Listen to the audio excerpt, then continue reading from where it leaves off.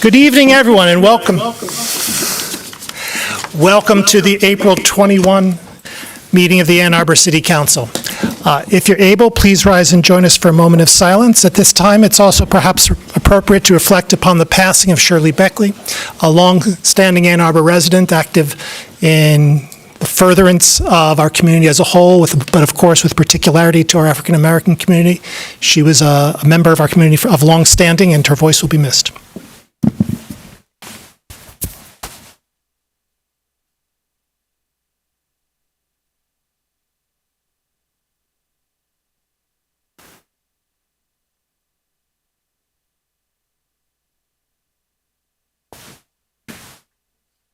I pledge allegiance to the flag of the United States of America and to the republic for which it stands, one nation, under God, indivisible, and liberty and justice for all.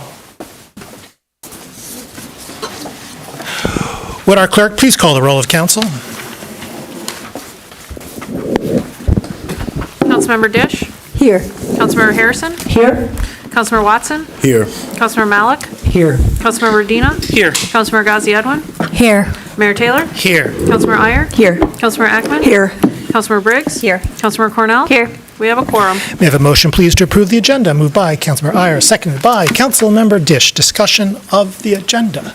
Perhaps may I have a motion, please, to move DC 4, the resolution to finalize the evaluation report amendment and to amend the employment agreement of the city attorney to after our closed session, which I suspect will be a discussion of the city attorney's evaluation. May I have a motion, please, for that change? Moved by Councilmember Watson, seconded by Councilmember Harrison. Discussion?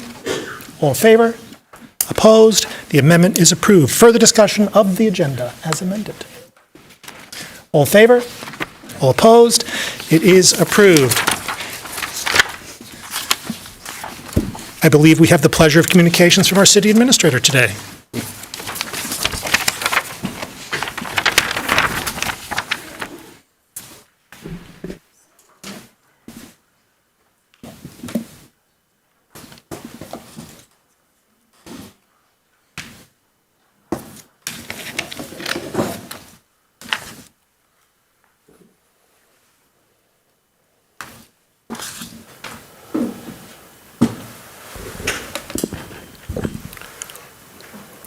Good evening, Mayor, members of council. It's my pleasure standing before you representing the administration to present to you our balanced city administrator's proposed budget for FY 26 and 27. It was a struggle trying to figure out how to bring everything together into some kind of theme that made sense. This is the state of our environment. Policy reversals, supply chain issues, escalating cost, potential funding loss, divided communities. We're struggling to understand a definite direction, and resident uneasiness. We could be overwhelmed by any one of those things on any given day, but it's the administration's position that regardless of the state of the environment, we have to perform through uncertainty.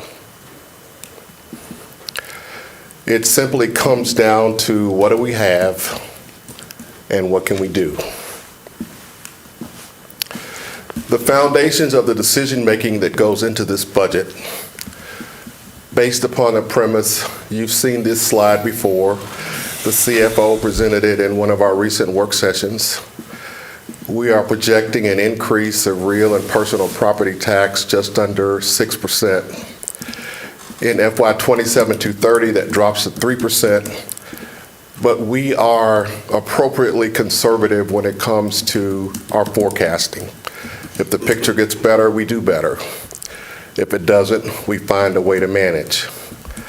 State shared revenue the last several years has been flat. I'll talk a little bit more about that in a minute.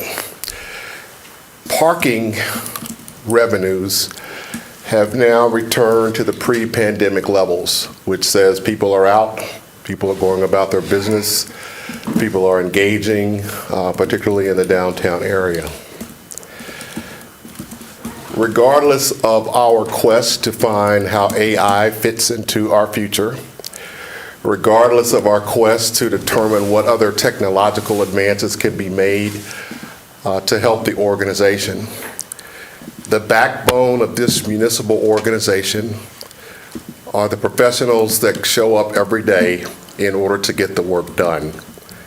And that is the appropriate place where the largest expenditure is made within the government. Fleet costs are exploding. I'll talk a bit more about that in just a second. In 2024, when we were informed that our bond rating had been escalated to AAA, we were one of only 9 communities in Michigan to reach that status.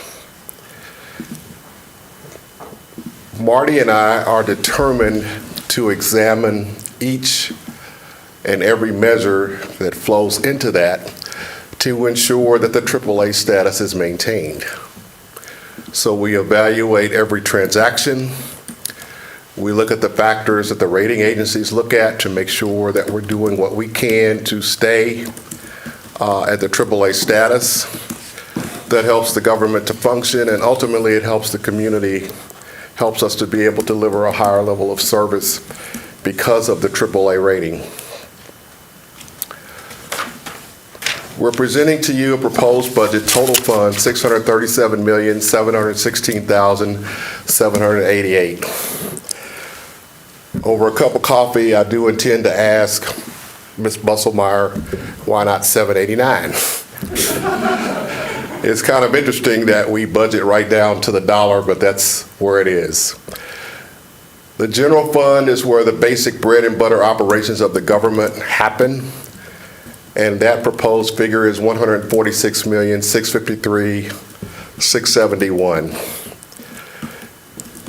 Given that I've been here now approaching 4 years, you know that I'm not going to stand here and just read you a bunch of numbers.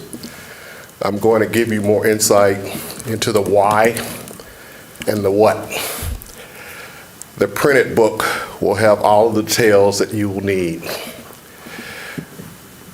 As I stand here, we are awaiting decision-making in Lansing. The narrative is that communities are going to get a higher share of state-shared revenue. We don't know when.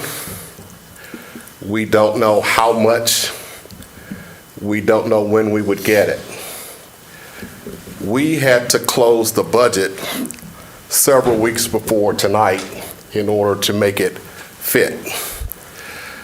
So we've inserted a couple of contingency inserts, and I'll give you an example of that as we move through, so that if we get certain funding from the state, it will enable us to take additional steps. We've already given some thought to what those additional steps would be.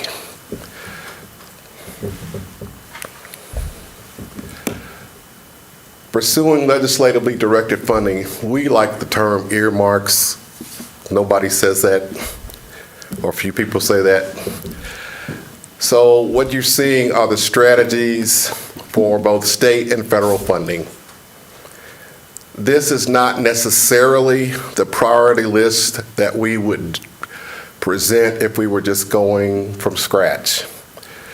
These are the priorities as advised to be consistent in pragmatic terms with the authorities of the day. On the state side, $6 million for bollards. It's an expensive project, but we believe it's necessary. We cannot be tone deaf to what happened in New Orleans. We hold hundreds of organized events every year, a lot of them in downtown. If we get the funding for this project, it would be implemented through the DDA's leadership.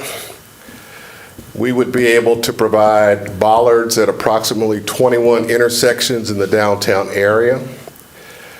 And if we were able to get this project implemented, it would make sense that we would drive future special events to the areas where the bollards are. So that's the conversation that we're having. Because of the hotel that's going up across from City Hall, it's been pointed out that the hotel would have rooms that's directly in the sight line of the probation office and the judicial offices. I wish it weren't so, but we have to evaluate risk. And so we're asking state funding, $740,000, in order for us to apply protected glass to the upper floors of the Justice Center. On the federal side, we're seeking $12 million for Fire Station 3. You're aware that we're all aware that you've already approved funding for Fire Station 4. Fire stations, we haven't built one since 1981, so about 40 plus years.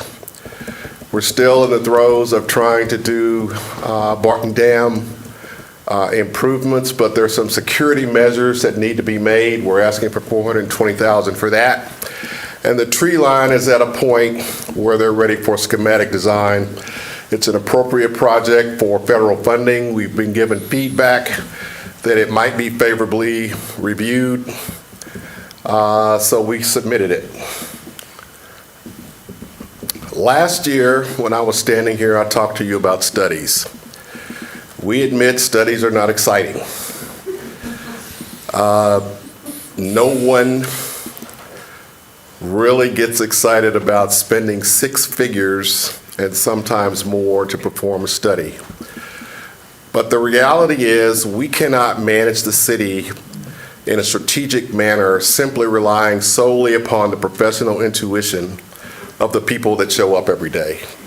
Some of these studies have not been performed in more than a decade. They are not all from the general fund, and they will be performed in some cases across 2 years.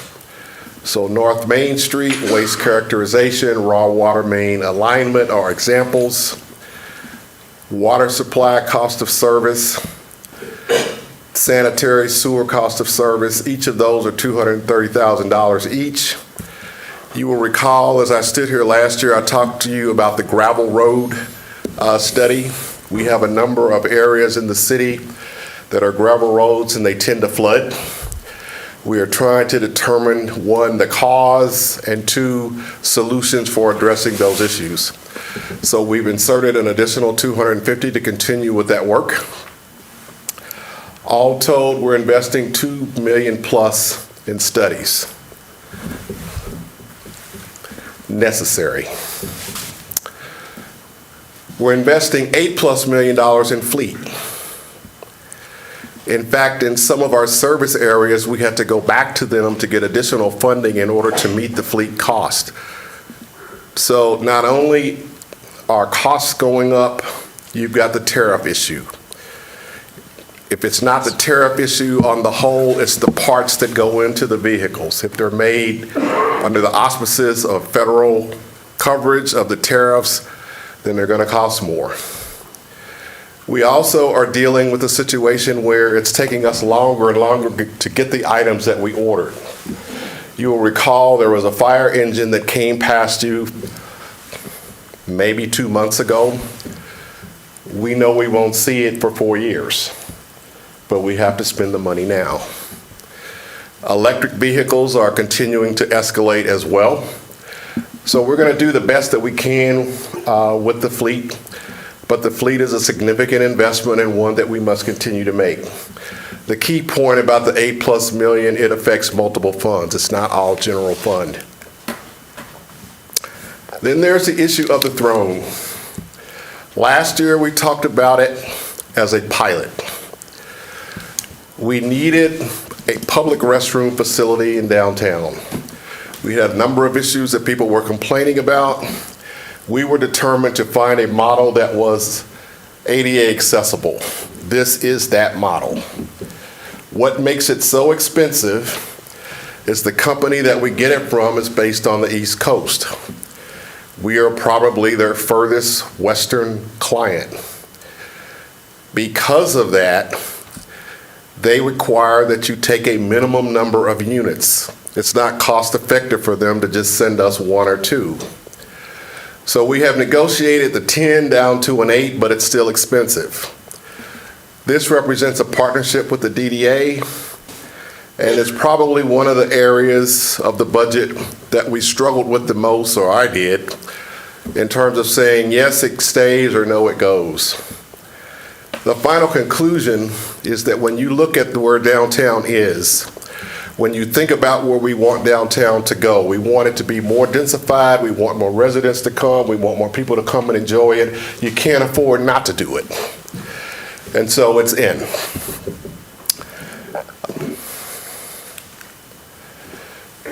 The right side of the slide shows the future state, the SEU. This is where we're going. We're going to try to get households connected to the SEU. But before we can do that, we've got to take some measures to actually stand the model up. That represents the left side of the slide. At the present, the city of Ann Arbor has, or the SEU, if you were thinking of it as a legal entity, Attorney Cower, it has no assets. It has no money. It has no bank account. Everything that happens right now is born from the millage. So we're taking steps to hire an executive director. This entity will be, you should think of it as being in an incubator for X period of time. The back office will be performed by city service areas. The day-to-day operational support will come from OSI. At some point, I won't say how likely it is, but at some point it's at least possible that the SEU would spin out from city government proper and stand on its own. But we are some years away from that being possible. And so until that time, it needs to function in the manner that we are laying out here. And then we pivot to community safety. At first blush, it'd be easy to think about, he's talking about public safety, police and fire. In this instance, I am not. Community safety is broader than just that. We start with winter operations. Last year when I stood before you, we were presenting you a different plan, a new plan for winter ops. We were presenting that plan because the public told us in no uncertain terms they were not satisfied with the standard of service that we were giving. In order to give a different standard, we needed a different plan. The plan called for city government to do a number of things, but it also called for the public to do some things. And we said we were going to ramp up over a 3-year period before we started enforcing what we're asking the public to do. To date, meaning today, we've spent $2.4 million for this winter season. You see the elements that's spread across on the slide. Additional fleet, additional equipment. We wanted to get to local roads faster. We've been able to do that. We needed to deal with downtown better. We've added a third party that enables us to do that. Sidewalks, curb ramps, etc. We are getting very positive feedback from the public on the new plan. We're getting very positive feedback from the public on our execution of the plan. But here's a thought. We really have not had that many serious snow incidents this winter, and it's still 2.4 million. So if we ever had an outrageous winter, that number would be extraordinarily higher. Winter operations is not something where you can budget a hard number and say that you're not going to surpass it. You have to respond whenever the incidents happen. And so I'm showing you what we spent. There's a rumor spring's almost here, so maybe we're about done. Where it's going to go in the next fiscal year, we don't know. Community safety also talks about enabling our residents to be able to move about. We tend to bundle things under a single label when we're really talking about multiple items. We tend to lump everything under a road project. We do it so that we can work in a more coordinated manner. We bid out large road projects, but the road project enables us to also address city policy that you have set. Another reason that we do it the way we do it is because essentially the money's all coming out of the same bucket. Nixon Road, which is how we term it, Nixon Road reconstruction, also includes crosswalks, also includes bike lanes, also includes speed management. Last year, in your council comment regarding the budget, you all expressed a desire to see more crosswalks happen in Ann Arbor. I'm showing you the slide in the manner in which we're presenting it to show that we did hear you, and there are crosswalks contained in a number of the projects. But in our vernacular, we say it's a road project, but we could say it's a multifaceted project. Millions of dollars will again be spent in the upcoming fiscal year. And we're talking about how can we categorize what we're doing a little differently to make it easier to identify where the crosswalk projects are, where the bike lane projects are. So we're a work in progress on that. But as you can see, a lot is getting done. We've had multiple calls for more enforcement. Parks, downtown parking, bike lanes, deliveries. We simply do not have enough community standard staff to be all the places that we're being asked to be. So in this budget, we plan to add one community standards officer. You will recall these people are not sworn, but they are there to execute or implement the standards that we have for all of those areas. This is the first example of a contingency insert. If the state acts, and if they act in a manner that allows us to, we would propose to add a second officer to work in the enforcement area. We won't know until the state moves. One of the things I've talked about with Ms. Prashant is perhaps we will be in a situation where we need to do a mid-year adjustment. Historically, Ann Arbor has not done that much. Other cities do it all the time. It's where the administration would come to you exactly in the middle of the fiscal year and say, based on new information, we want to make amendments to the budget in the following way. So we'll see if that pans out. Catching up with demand. We're a lean organization. We're going to be a lean organization. We'll never be an organization of several thousand people. And so we try to find ways to meet the demands that we get, but at a certain point, the only way for the performance to get better is to add more people to it. We start with the Housing Commission. Keep in mind, their hires come from their millage, but they're city employees, so they go through our system. The Housing Commission is adding more properties, therefore they need more people. These are the positions that Ms. Hall believes that they need. So we will put them through the HR process and bring them on board when appropriate. The administration also needs to add some people. A zoning coordinator moving from half-time to three-quarter time. Parks needs a couple of people, one as a coordinator, one as a planning coordinator. Water utilities, solid waste. 2 points here. These are not all coming from general fund.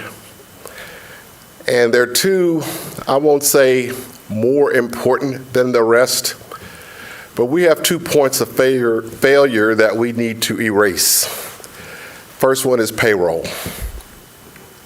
We have 850 employees, and essentially we've been relying on a single individual to do payroll. That is too thin. If anything happens, we would be struggling to get payroll out. So we've added an amount of money to have a party standing by just in case we need them to help with payroll. The second point of failure that we want to improve upon is the solid waste supervisor. If you think about the things that we've been pushing forward for more density, for more housing, for more options for people to live in the city, one of the basic functions that you have to figure out every time you do a new development is how will the solid waste function be handled? We do not have enough people to do it all on our own, so we have to put together a strategy for addressing the new add-on. But what we've been doing to date is having a single solid waste supervisor try to manage that entire area. It's just too much. So we need to add a second solid waste supervisor so that we can better manage the folks. Our supervisors are working professionals, so they're not sitting behind a desk all day just doing administrative things. Those two would make a significant improvement in how we do business.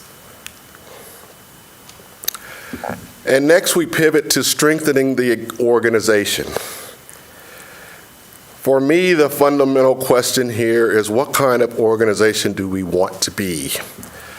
And when we focus on that, it gives us at least an avenue of consideration for big things and small steps that we can take to make us a better employer. Previously, Council has given support to the administration to address parking inequities. We have some of the lowest paid people in the government that are paying the most for parking. We had folks paying as much as $100 a month. So what we've already done is equalize that where everybody that parks at the Ann and Ashley garage are now paying $30. It doesn't seem like a lot, but the employees really appreciated the move that their employer made to recognize where they are. Previously, you have supported us investing money in a compensation study. We struggle with both recruitment and retention. We've got people that are leaving here because they're not being paid competitively, and we have people that are saying they will not come because the pay is not competitive. It's not in every job, it's not in every classification. But in order for us to be a more stable organization, we need to make a move here. We do expect to get the findings from the compensation study within the next few weeks. And then I will wait for HR in collaboration with the Office of Organizational Equity to give me some kind of recommendation. We have inserted money in this budget to address the initial findings. Can we solve it all in a single fiscal year? Probably not. But if we don't start, we won't do anything. And that brings me to the overcoming the credibility issue. What I have been told by employees is that we've been here before. We did a comp study, but then nothing happened. My pledge to them is that if we do the comp study this time, I will stand behind making sure that we take some action to address it. But we can't do that if we don't have any data. And the data only comes from doing the comp study, and so that's where we are. Where is the market? The study will tell us that. Where are we? It'll tell us that too. Where should we be is up for debate. Where we know we will never be is the market leader. Municipal governments are not market leaders when it comes to employment. That's private sector. We're not trying to be that. But we need to find our settling point somewhere that makes us an attractive choice, and potential employees and current employees have choice. For the small investment of $25,000, we're going to create spaces within our city facilities that will accommodate people that need expressing rooms. We're also going to allow that space to be available for people that need to go and decompress. If COVID has taught us nothing, it's that mental health matters. And in order for us to acknowledge that it matters, we need to create opportunities where we are signaling to the workforce that we see them as whole people, not just 8 to 5 professionals. Whole people meaning some have childcare issues, some have aging parent issues, some have physical issues, and sometimes they just need a break. So it's the best $25,000 we will spend. Still strengthening the organization. We mentioned already new Fire Station 4. I'm sure Dr. Stoltz is ecstatic that it'll have solar, ecstatic that it'll have geothermal. We are all ecstatic about that. But we're also a little more ecstatic about the fact that after 40-some years, we're finally going to have a fire station that is gender inclusive. This is Mindy Kerr. This is the first woman that stepped forward to take the oath as an Ann Arbor firefighter. She started in 1980. For a decade, she was the only woman here. She served the community in a manner where her employer was at a situation where our philosophy and our operations did not match, but she still kept coming. She retired in 2005. To date, we have had a total of 22 women step forward to serve the Ann Arbor Fire Department. We believe, since Mindy Kerr is still alive and still in the area, that Fire Station number 4 should be named for her. Because you cannot thrive without recognizing that you're standing on the shoulders of a pioneer. And in our view, it's an appropriate thing for us to do. Here are some areas that we must solve. And while they are not in the budget in terms of a line item, these are things that must be addressed during the fiscal year. And the reason that we chose a Rubik's Cube is because even though it's hard, it's solvable. We start with the Human Resources Performance Management. Police Records Management, or RMS, and then Unarmed Response. I'm going to talk about all three of those.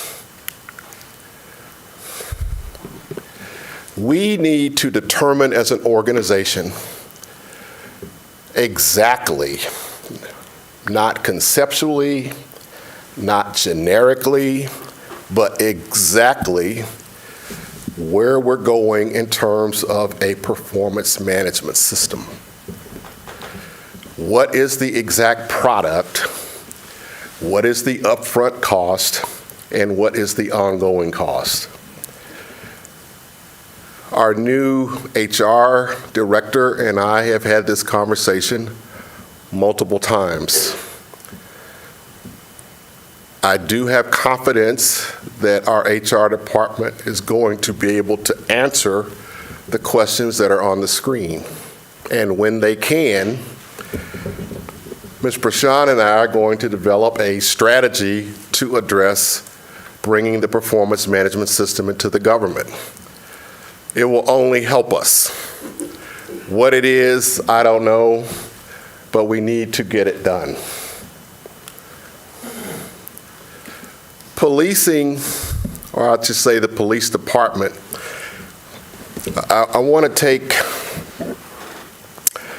a minute, as I sometimes will do, and be real with the community when I talk about this. You could never make an argument that the policing industry or the police department is viewed the same as all other service areas. It's simply not. Policing all seems to fall into more of a generic industry-wide discussion, and for good reason. There are improvements that policing needs to see and needs to make happen. In our case, that includes a new records management system. Same questions for HR that I'm asking Chief Anderson. What is the product? What's the upfront cost? And what is the ongoing cost? Our current state is this. We are one of many users of CLEMIS. It's a system we do not own. It's a system we do not control. And it cannot meet the needs of a department that is working to build more trust in the community. It cannot customize reports. We are limited on the data that we can collect. And someone might say, well, is that a big deal? It's a big deal if you're trying to build trust and the community says to you, I'm asking you for certain kinds of data, and you say you can't give it. I'm asking you for a certain kind of report and you can't produce it. I'm asking you to be more transparent so I'll be in a stronger position to trust you, and we're saying, we just can't. Who believes that? We have thousands of pieces of evidence dating back 2 decades on microfiche. If you got a teenager, ask them what microfiche is and see what answer they give you. We have been placing an undue burden on single individuals. We need someone with super tech powers to go in and try to find the information, try to find a way to get it out. It's simply not good enough. Here's where we need to be. In a place where we can customize report templates, where we can streamline functions, where we can better manage property records, where we're in a better position to build trust. Here's the issue. I'm just coming straight on. It's not inexpensive. And I know it is sensitive across America when we talk about spending money on policing. But as your city administrator, I am saying we cannot stay in the place that we're in. We have to get better. And that's why I'm presenting it. When we get the 3 questions answered and we figure out a strategy for how we could do it, I will come back to you. And then there's unarmed response. This budget continues our practice of taking $250,000 from the marijuana excise tax money and setting it aside. So that is the easy part. The administration has the same goal that it's had. We need to do it right versus doing it fast. The cities that you see on the screen are cities that we have engaged with, and we have gone to those cities and been on the ground with their programs. Albuquerque, Atlanta, Denver, and Durham. Very different cities, very different programs. We couldn't go exactly when we wanted to because those cities get inundated with requests, so there's only certain times when they allow visitors to come, so you have to wait until the opportunity presents itself. Here's some of the lessons that we've gotten from the places that we traveled. They all say you're doing the right thing by going to cities because you actually need to be on the ground with them versus simply relying on exchanging emails, phone calls, reading articles. You need to see how the programs work. They all have a very narrow range of situations that they respond to. None of them are 24/7. Many of them say they accept 24/7 is not attainable. They all say starting with a pilot is the best way to move forward. You must have a system to track all data. When did the person call? How long did you talk to them? How long did it take for the dispatch to happen, et cetera? And it's very expensive. In Atlanta, as an example, it's $6 million a year. The city kicks in $2 million, the NFL kicks in money, foundations kick in money. And in every place that we've looked, the person in charge is not a clinician. They're the one chasing the dollars. The clinician is managing the response teams. It is our intent to present our model to you this fall. And then we'll see what it takes to actually get it started. But we would say that the way that we're going about it, which has been affirmed by other communities who have been in our place, is the right way to proceed. And then we pivot to facilitating growth. Can growth occur equally in all parts of this city? We are investing $490,000 in a sanitary sewer comp plan to determine that. Simply put, the answer is no. But we need to have a capacity analysis performed. The study has already started, but we will still expend money in FY26 in order to get it completed. It'll take through the balance of 2025 to get the work done. And then the work product will allow us to show the community at large, to show the development community, if you have a grand vision for a quarter in Ann Arbor, here's what the infrastructure looks like. Here's the investments that would need to be made in order for whatever you're thinking about to be built.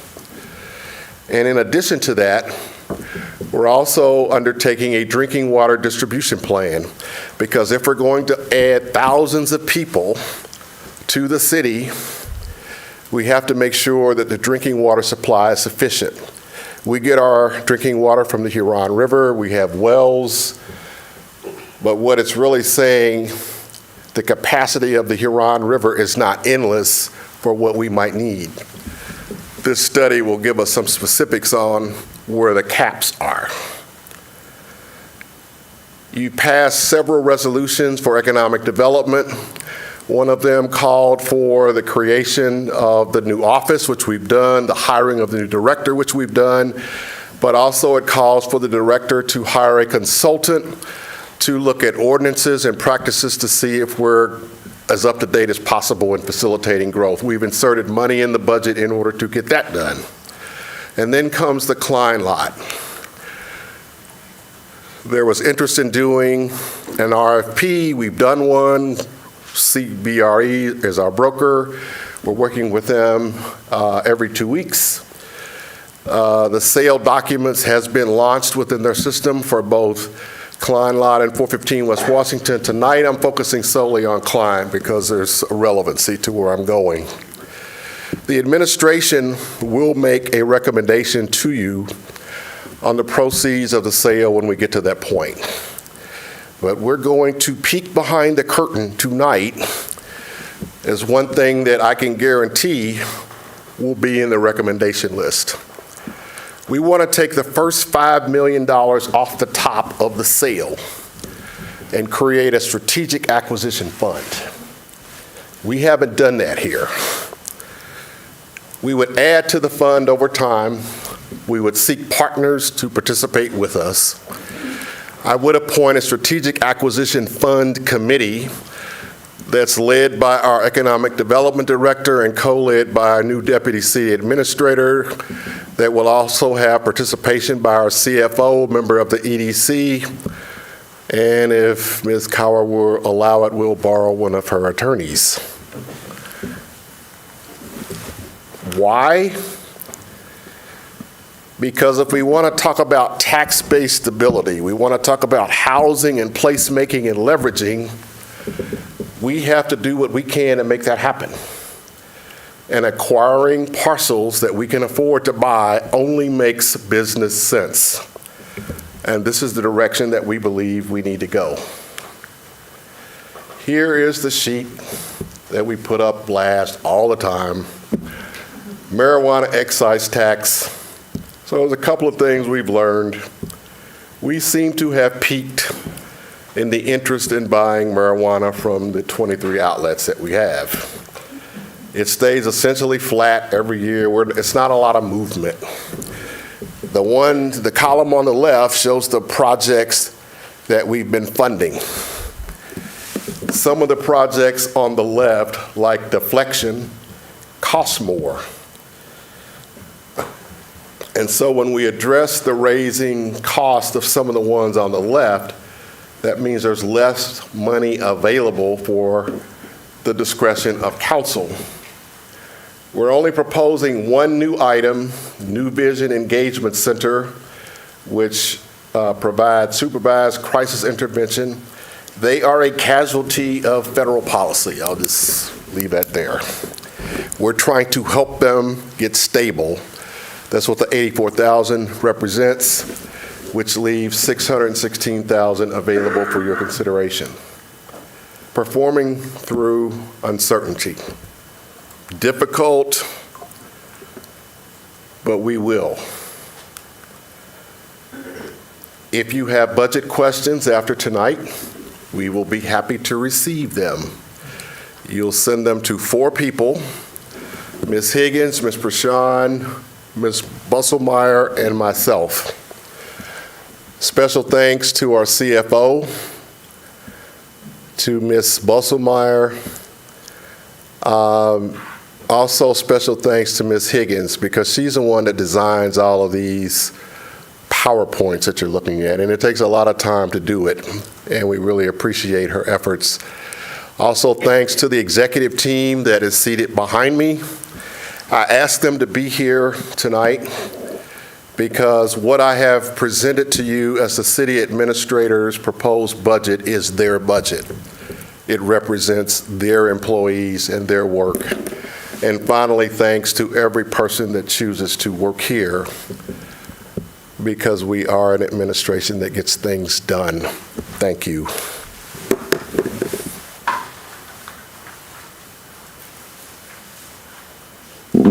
Thank you, Mr. Dohoney. For members of the public, the process going forward, of course, is that Mr. Dohoney's budget will be released to council and the public in short order. For all I know, it may be online now. There will be a series of public hearings associated with the budget. Those public hearings will occur at our next council meeting, May 5. The City Council will then thereafter, at our next council meeting, the second meeting in May, have an opportunity to vote on the administrator's budget. If amendments are presented, those amendments will be decided at the table. Thereafter, the budget will be either amended or accepted as is. In any event, an accepted budget will then move forward as our fiscal year 26 budget. In the unlikely event, just for the community's information, and if there were ever an administrator's budget that were not accepted, well, it would become the budget anyway. It would need to be amended. Yes, if council is unable to amend the budget, the city administrator's budget becomes the budget. We now come to a public hearing, public comment general time, reserve time. Public comment reserve time is an opportunity for members of the public to speak to council and the community about matters of municipal interest. To speak at public comment reserve time, one needs to have signed up in advance by contacting our city clerk. Speakers in all instances will have 3 minutes in which to speak, so please pay close attention to the time. Our clerk or the time clock will notify you when 30 seconds are remaining and when your time is expired. When your time is expired, please conclude your remarks and cede the floor. Our first speaker today is Dan Kelly.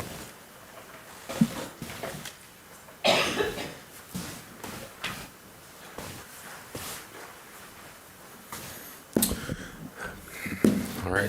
Thank you for the opportunity to speak today. Thank you, City Administrator, for that very thoughtful budget. I was going to speak to that briefly. My name's Dan Kelly. I'm the Director of the Shelter Association of Washtenaw County, also known locally as the Delana Center, where we serve almost 1,500 guests each year in our local community. Sharing a bit over this last year, we're just coming out of winter season. We mentioned maybe spring happening, kind of. Our winter season just ended. We saw record numbers this winter. We served up to 215 people on a given night. That's actually our third year in a row facing record need. Served over 800 people across our county, many of them local residents as well. So I wanted to share that. I want to say a big thank you to the council, mayor, city administrator, and the entire city staff for supporting a variety of affordable housing initiatives over the last year, and also, as mentioned in the budget, a lot of support for critical basic needs services like the Shelter Association, like the Deflections Program that I'll speak to now, Rising Hope for Housing. So these investments are incredibly needed as we're seeing rising costs and increasing homelessness across our community. So the Rising Hope for Housing program that I want to speak to specifically, we, as a member of that collective, really recommend funding that for the third year in a row and considering that. That program helps us continue equity work across the community, centering justice impact persons and families with support through housing choice voucher programs, helping them not only get into housing, but maintain that housing, which is so important right now. In the first year, the program served 128 Washtenaw County households, with helping them avoid eviction and improving their housing stability, and self-sufficiency through such services as trauma-informed case management, peer support, mentorship, move-in cost assistance, security deposit, lots of other flexible funding assistance. And we expect a similar number in the second year of the program, as I mentioned, because of that increasing need. I can speak personally that flexible assistance really helps us with unique situations we encounter. So many of the guests in the shelter, they have some really unique situations, and having flexible funding to help them move into housing, it really rapidly increases that, which is especially needed because we've got such a long waiting list for shelter beds right now. I want to acknowledge the support of current community partners in the program, Ann Arbor Housing Commission, Brighter Way, Catholic Charities, Offender Success, the Shelter Association, SOS Community Services, and the Washtenaw Housing Alliance. And again, say thank you to this entire council for your support. Thank you. Our next speaker is Kathy Griswold.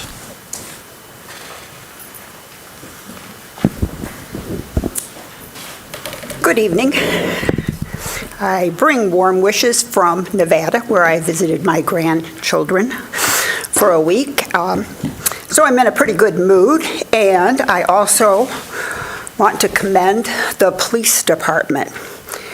The plan that they presented tonight in the agenda, what is it? AC2 is the best, most professional plan I have seen in my 20 years of working with and for the city. I say that because it has an executive summary, it has a problem analysis, it has strategic objectives, it mentions the 6 E's for transportation planning, some of them not by name, but they're implied. It has evaluation with real statistics. And what it is addressing is obstructions in bike lanes. That's a critical safety issue. But even more important than obstructions in bike lanes are obstructions to the sight line of people in the bike lines. And that is why I have repeatedly brought up the issue of the Miller Avenue two-way cycle track that creates 90 blind spots. Now, I'm not going to debate it with council members, but what I'm going to let you know is that 3 of the staff members who've been involved in this project are no longer with the city. It is indefensible. This is like saying that you question the efficacy of a polio vaccine. Transportation engineering is an applied science. There's no debating. Either you can see something or you can't see it. It's not a matter of feelings or social engineering. I have a degree in social work. I know what that is. This is engineering. So I have appealed to the state and federal level because there are regulations and laws that apply to the public right-of-way. I have filed a complaint with Lara. I have filed a complaint with the Attorney General. I will do whatever is necessary to stop this extremely dangerous. I can't understand why anyone would even support it. When I talk to people at the state level and the federal level, within about 10 words, they know exactly what I'm talking about. There's no debate. So anyway, that's where we stand. What I also want to say is I could turn in at least 6 or 7 see-click-fix tickets every day regarding the lack of any type of management of our construction zones. That has to be done. And thank you. Thank you. Our next speaker is Chuck Reen. Hi, thank you very much for allowing me to speak tonight. I speak in opposition to the comprehensive plan that you're considering now. It starts out so wonderfully with all sorts of wonderful liberal objectives that I agree with very much, and then it goes completely overboard in terms of density with 4 stories in residential areas, 7 stories where I live along Packard Road. A completely absurd thing. The new comprehensive plan, and I'm running for the 3rd Ward seat, and I think every citizen in Ann Arbor who really loves Ann Arbor has got to become a candidate for the election. Here's why I'm running right here. This tree was dropped in my neighborhood while I was on my morning walk, and it was upsetting, so deeply upsetting you can hardly believe it. And then I go deeper and deeper and find more levels. Here's a neighborhood home. Here's what might be built right next to it. This is gross absurdity, but my main concern is trees. This new comprehensive plan will result in a major loss of trees in Tree City. There's no plan to protect trees, and you can't find out what the new residential setbacks will be. That's what will kill trees, is moving back the setbacks, and you can't find that out. It allows more than double the current number of homes in Ann Arbor. It completely ends single or double family zoning in the neighborhoods. It allows an apartment block to be built right beside your home and all the trees taken down. Provides no limit on the number of units in new apartment blocks in residential neighborhoods. No need to provide new parking. It can't accomplish its goals. That's been studied in Seattle, Vancouver, many places. It doesn't make any better affordability or equity That's proven, we know that. There's almost no benefit for voters who live here now. It's done for people who might live here someday. There's no provision for providing infrastructure, no way to get impact fees, or anyway, the people who live here now are going to provide the infrastructure for all these new residents. It gives away completely the development rights for the future of Ann Arbor to major investment companies and brings the bulldozers to the neighborhoods, not for equal or low-priced housing, but for gentrification. In all these cities where it was studied, the most expensive housing in the entire city are the places where there's been that new rebuilding according to their upzoning plan. These are wonderful liberal intentions that I support so much, but they've been hijacked by runaway real estate investor frenzy to harvest Ann Arbor. And I could go into some of the individuals, but I won't. Please preserve Tree City. Thank you. Our next speaker is Barbara Ladowiski.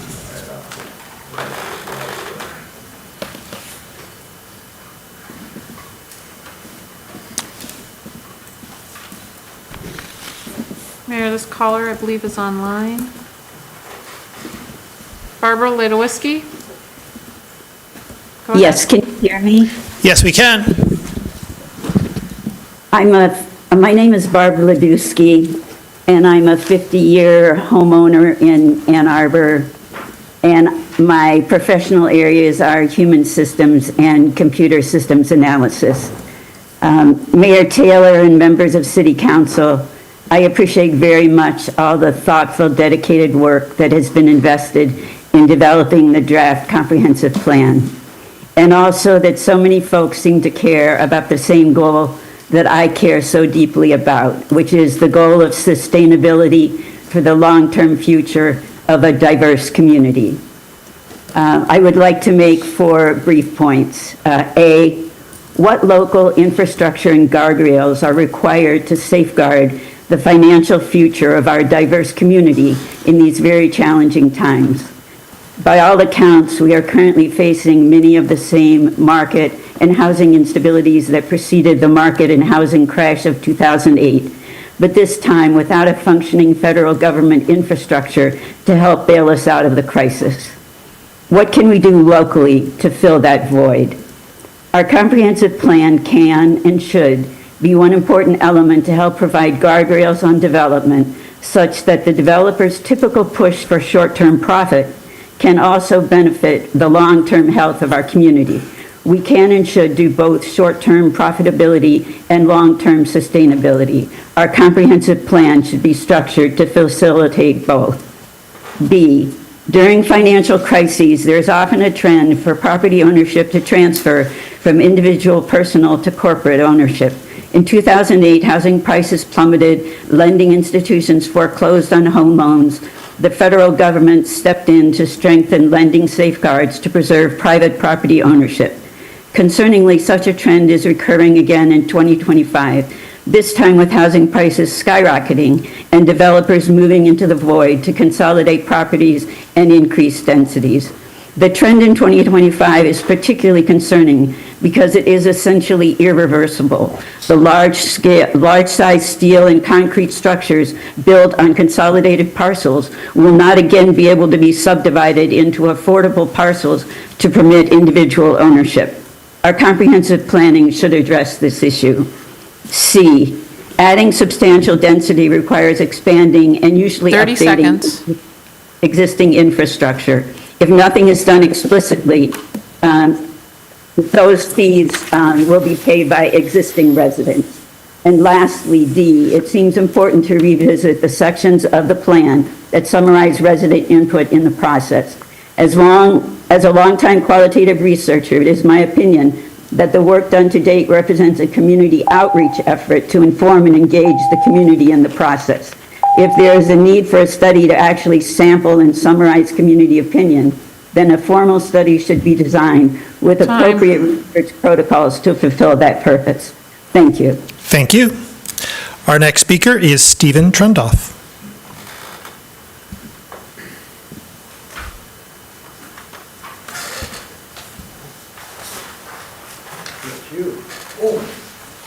my name. Thank you. Come on down. It's a pleasure to see you. Folks, I'm so happy that you want to make this the best city in the world. Always aim the highest so you can attain it. When I first came over here and I realized I was a little confused. Is this University of Michigan and the city of Ann Arbor is in it? Or we do have our own identity as a city? Do we represent any of the buildings? Do we have any iconic buildings that represents us? The landscaping has been wiped out, slowly wiped out. Around this structure, there's beautiful trees. We need to maintain an integrity in the community because eventually you will leave. And what you leave behind, people are going to notice, and that is your history. At one point, we let people come, we blocked people from coming in here. They had to go through broken beer bottles to come here. Now we open the door. What are we doing? We don't have a master plan. What are you guys going to leave? What kind of master plan are you going to leave behind? You're going to say, we're the people? Everybody's complaining about the heights of the building. I understand the economics. I'm in that business. The University of Michigan hired me for the school, business school, Ross, to come up with drawings so they can get people to lend money. Now, the library, which we had 5 floors and a floor underground, that wasn't properly utilized. Now they want to somehow get donors. I'm concerned about the integrity of this city, and I wanted to make it the best. I haven't made a dime in this city. I've done drawings for 14 years with Alan Haber, and we want the best community that we can get. It's up to you guys. If you let the library use the excuse that they need more money to march and possess the greens, let me walk you through. We'll walk through the buildings, there are trees, there are kids playing. The university has an eye, the library has an eye in the sky so they can keep everything, and you walk through the Martin building. It is a proper way to address that particular site. I don't need to take any more time. I've made my point. I want to thank you very much. Please, leave something behind, please. Thank you. Thank you. Our next speaker is Alan Haber.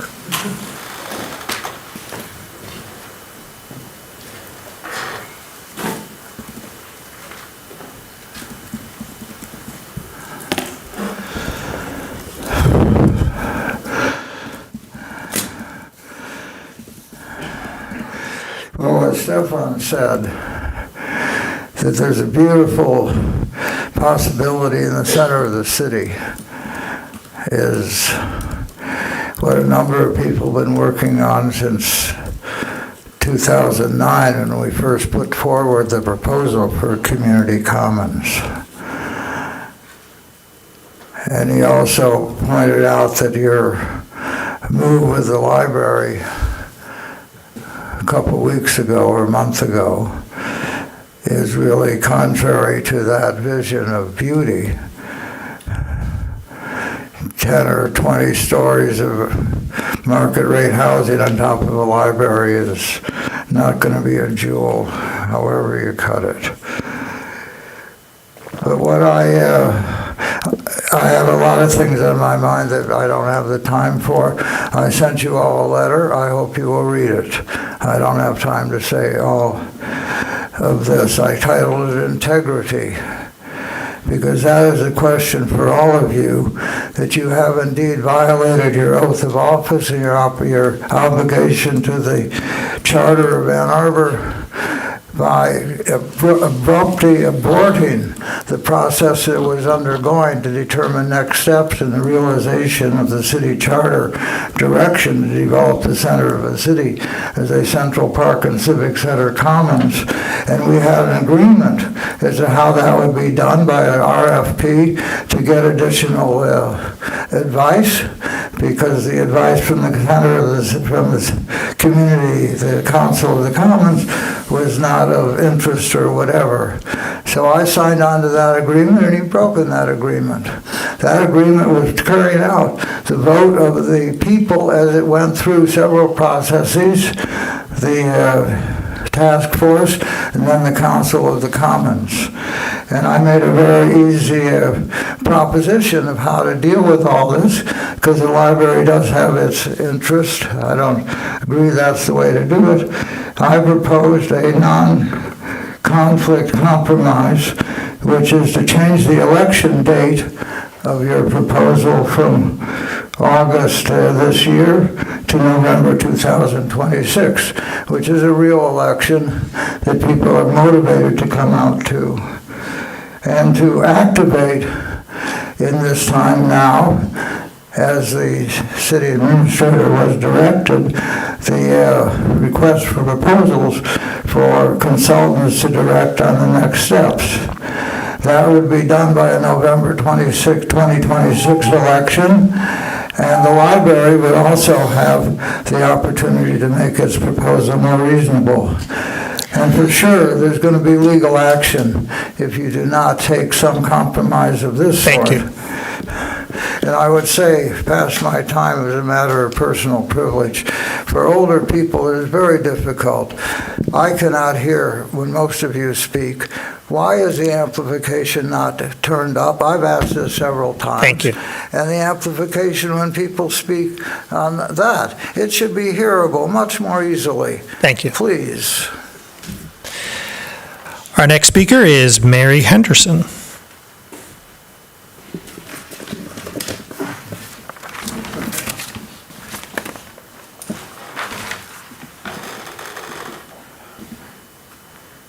Mayor, I believe this caller is on Zoom. Mary Henderson, go ahead. Yes, thank you. Mary Henderson. I live at 1416 Brooklyn. Regarding the comprehensive plan, I am opposed to the elimination of single-family and duplex zoning in Ann Arbor, and this is what is proposed in the comprehensive plan. I want to encourage anyone who also has concerns about the comprehensive plan and the lack of community engagement to consider signing the electronic petition that is circulating, asking the city to suspend the planning process until all residents are fully informed about the plan. To get the link for this petition, please email a2n2contact@gmail.com. That's A as in Apple, the number 2, N as in Nancy, the number 2, contact@gmail.com. As noted when I spoke at the last City Council meeting, the Ann Arbor City Council and planning officials have acknowledged that the comp plan will not lower housing costs in Ann Arbor. Housing costs are expected to continue to rise under the comp plan. An example of what could be built in a single-family or duplex zone neighborhood is the newly constructed Packard Row apartment complex, which is on Packard near Stadium, near the Fraser's Pub on Packard. And that complex is only 3 stories, not the 4 stories permitted under the comp plan. All one-bedroom apartments in Packard Row rent for between $2,100 and $2,340, and 2-bedroom apartments rent for $2,740 to $3,050. And that's not affordable housing, but this is the type of housing that under the comprehensive plan will now be allowable in single-family and duplex zone neighborhoods. The comp plan also proposes reduced lot line setbacks and would allow new construction to encompass almost the entire lot or combined lots.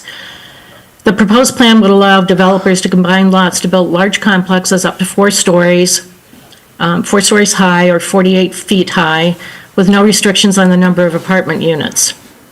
A typical 2-story house is between 20 feet and 25 feet high, as measured from the ground to the roof peak. So 48 feet is approximately 2 times higher than the average 2-story house.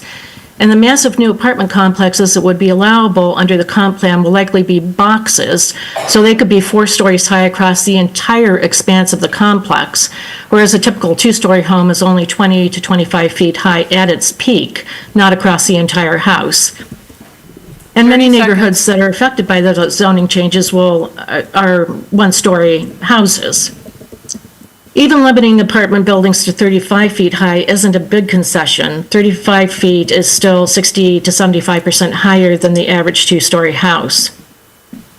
On page 46 of the comp plan, the plan states, and I quote, "The majority of people we engaged with are comfortable with gentle density in single-family areas. Gentle density was communicated as a modest increase up to 4 units," end quote. So the plan for 4-story apartment buildings with no restrictions on the number of units is in direct opposition to the input received during public engagement. Thank you. Thank you. Our next speaker is Jeremy Haley.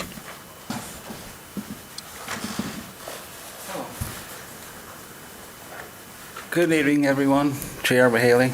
I don't know if you were out and about driving the last Wednesday when we had all that rain. One of your storm sewer tops blew off on Williams and Maynard. There was so much water in the drain that totally blew it off and pushed it away from the hole, so it's awesome. I tried to kick it back on, it just blew it back off, so there's nothing I could do. So I called the water department. They had just afraid some students gonna walk by and go, phew. But I recently had a talk with somebody who does geothermal and heat pumps and stuff like that. And I asked them what was the limit on the heat pumps and geothermal is max temperature and stuff. And pretty much in set in code is pretty much 72 degrees. So if you were to want to go anywhere above that, you would have to use supplemental heating in a building or a room or whatnot, which would surpass any kind of environmental effect that you'd want if you'd want to get the room hotter. And they've done quite a few of them, so they should know. And next thing, the guys from spoke of, like, from Arbor, the developers said their financiers are unwilling to take on that job with the parking structures included. That should give you a step back. If they're not willing to do it with the parking structures included, why should the city be taking that on if those aren't? And I understand you say, well, in all cities, and the guy said it's a common practice. It's just, that phrase, it sounds like just everybody does it, and it doesn't sound right. And the TIF fund, yes, you're not charging taxes, you're taking the taxes that's going to be coming in from the property to pay for leveraging it against to get the bond for the parking structures. So the city won't see any income from that for 30 years. Plus all the maintenance and stuff that's going to be tied up in, every 4 years, they're going to have to be inspected at least $250,000 each. And if they don't make it, they're going to have some special assessment. And the last note on the comprehensive plan, I hope you'd keep in mind that I have a broken neck and had it for a couple decades. And I had to move from where I was on the west side of Ann Arbor to Ypsi to live in a ranch because I couldn't take walking upstairs no more. Now, is in that plan going to be Americans with disability acceptable and be able to be in that plan at all? Thank you. Thank you. Are there communications today from council? Councilmember Dish. If it is permissible, I'd like to talk about a few things I've learned about the comprehensive plan. Is it appropriate in this moment of the meeting? You have the floor. Thank you. I just want to make sure I wasn't violating a rule. So I agree. Everyone should run for office in this city who loves Ann Arbor, and everyone at this table does. We are revising the comprehensive land use plan to make it possible for Ann Arbor to change in ways that allow more people to live here. This council has expressed very forcefully a request that the comprehensive plan that the Planning Commission entertain a 3-story, not 4-story, limit on new units in single-family residential neighborhoods. The comprehensive plan makes it clear in Chapter 4 that there will be limits on how many parcels can be assembled. Those parcels will not extend for a full block, not even for a half block. They will also not be boxes. They will be stepped back. Those are limits on form that are foreseen in the comp plan, but none of those will be figured out until the zoning. So these are intimated, they are spoken of, but they are not fully spelled out and should not be fully spelled out in the comp plan. Yet it is clear. We have suggested that limits be accomplished by form rather than units, because limits on units are proliferating 6-bedroom units, because that's how people maximize value. And 6-bedroom units, they're fine, but I wouldn't want to live in one unless I were a student. And I think we would like our new housing to be adaptable and appealing to many people, not just students, although we love students. I love students very much. There is plenty of provision for providing infrastructure in Chapter 4 of the plan. And it is simply, I spent my this weekend, reading the academic literature on pro-housing comprehensive land use planning.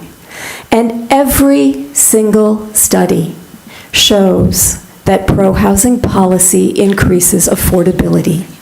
There are different ways it increases affordability. Simply by adding supply, you open up new opportunities. They will come in at the market rate because developers don't give anything away, but they will slow the rate of rental increase. And that is not an insignificant contribution to affordability. Moreover, this plan and this city is not simply relying on the market to do our job. We, thanks to the voters, have an affordable housing millage. And we are, as is the best practice in every one of these studies, we are creating subsidized housing for income-qualified households. And we will continue to do that. And I'll have more chance to talk about this week after week. Councilmember Dish. Pardon me, Councilmember Briggs. I was just reflecting upon your words. Councilmember Briggs. To extend upon what Dr. Dish just was mentioning, and thank you for serving on council and as the liaison on Planning Commission. It is a big task right now. We are hearing a lot of confusion in the community about what a comprehensive plan is versus what's part of zoning, and questions of do we love trees or not. As previous director of Scenic Michigan, I promise you that I do. I encourage folks to attend one of the 3 upcoming open houses to learn more and ask their questions, and they're posted on the city's website. The next one is on Thursday, April 24th from 3 to 7 p.m. at Westgate Library in the 5th Ward. The next one is on April 30th, and then the following one is on May 7th. So lots of opportunities for folks to ask their questions and get them answered and get factual information out there. Also, just wanted to extend my gratitude to our city staff, qualified engineers and planners who are moving forward a really strong project in the 5th Ward, the Miller Bikeway, as well as lots of other important road work that will be happening as part of that project. So thanks to staff for that work. Looking forward to, nobody is particularly excited about the construction that is underway right now. I'm excited to see the final product. Councilmember Ackman. Thank you. I wasn't planning to talk about the comprehensive plan, but now I'm inspired. I guess I wanted to point to the cost of doing nothing and how the status quo is not working. I hear a lot of people talk about, well, we hear several people make claims that it does nothing for the cost of housing while citing no evidence. Councilmember Dish already, cited some of that evidence, but I would point people to a recent Pew article that actually looked at the effect of zoning changes on the increase in keeping rent growth in check. Minneapolis rent growth was 1% after enacting some of the types of zoning changes that we're considering, whereas in other comparable communities like the U.S. overall, it was 31% over the years of 2017 to 2023. And in my own neighborhood, which is very modest, small houses, the house sales are going for $600,000 up. So I don't know where people think we have affordability happening now. We need more supply. It's very clear. And I look forward to supporting policies that push that forward. In the remaining time that I have, I did want to point people to the attached report that we have from the police chief about the response to enhanced enforcement of bicycle lane ordinances. It's a mouthful, but give it a read. I appreciate the plan, and I guess I would just point to a couple of things that stood out to me. One, when we look at the comparison over the last couple of years of complaints versus tickets and letters, citing the illegal behavior, they're kind of inversed. So the tickets have gone down, letters have gone down, while the complaints have gone up. So very obvious in that data and what we hear from people that we have a problem that we need to solve. I appreciate the targeted enforcement, and what I'm most looking forward to is the engagement with the bike advocacy groups, because they ride these every day. They know where the problems are. I think they're going to have a pretty good sense of additional areas where we need to focus. And I was also very glad to see in the budget increased budget for community standards officer, because I think that's also going to help. Thank you. Councilmember Iyer. Thank you. I just wanted to take a minute to express how heartbroken I am by the loss of a worker in a recent tragic accident on a street project in my ward. And I wanted to extend my deepest condolences to this worker's family, their friends, their coworkers. As someone who's long prioritized worker safety, I believe it's our responsibility to ensure that every job site in our city meets the highest standards of worker protection. While we don't know yet exactly how this accident happened, I want to express that I will be watching closely for the results of the MIOSHA investigation to understand the circumstances and to see if any changes are needed to, from the city's perspective, to enhance worker safety. No one should fear for their life at work, especially when they're doing the essential labor of rebuilding our roads. Every worker deserves to come home safe to their family at the end of the day. That must always be our top priority. Councilmember Malik. For Ward 2, Councilmember Watson and I would like to invite folks to our next Ward 2 listening session on Saturday, May 10th, from 3 to 4 p.m. at the Traverwood Library's program room. Hope to see you there. Thanks. Further communication from council. Councilmember Harrison. I just would like to, thank you, Mayor. I would just like to, at least Councilmember Dish and I would like to thank Jennifer Hall for attending and being our special guest last week at our coffee hour. And so please stay tuned for our upcoming, where we hope to have, yes, just us. Thank you.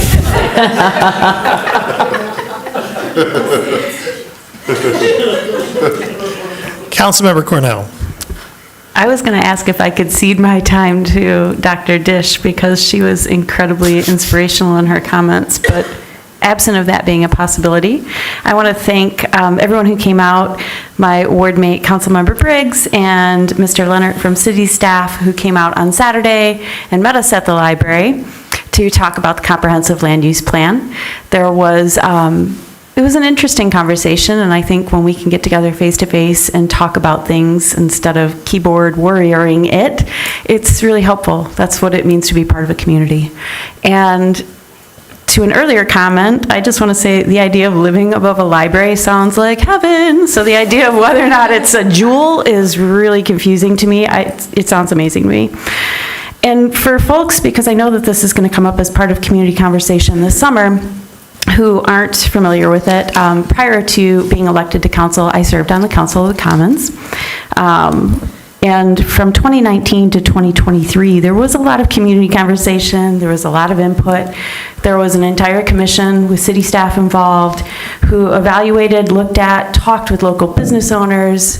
This was a really comprehensive process to deliver to council back next steps for the center of the city. So the idea that nothing happened from the time that the charter amendment was passed to today and to the upcoming potential ballot initiative is not exactly accurate. There was never a promise for an RFP, and in fact, in 2023, this council passed a resolution putting it back in parks. And part of that was because the comprehensive plan for the park system indicated that the majority of citizens didn't approve of spending money on a new park.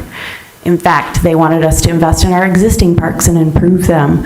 So for folks who are maybe new to this issue and just hearing it for the first time, I would really recommend digging into the history and looking through it, because there is over 4 years, at least from a city perspective, elected officials, a public commission, city staff time that was involved in evaluating it.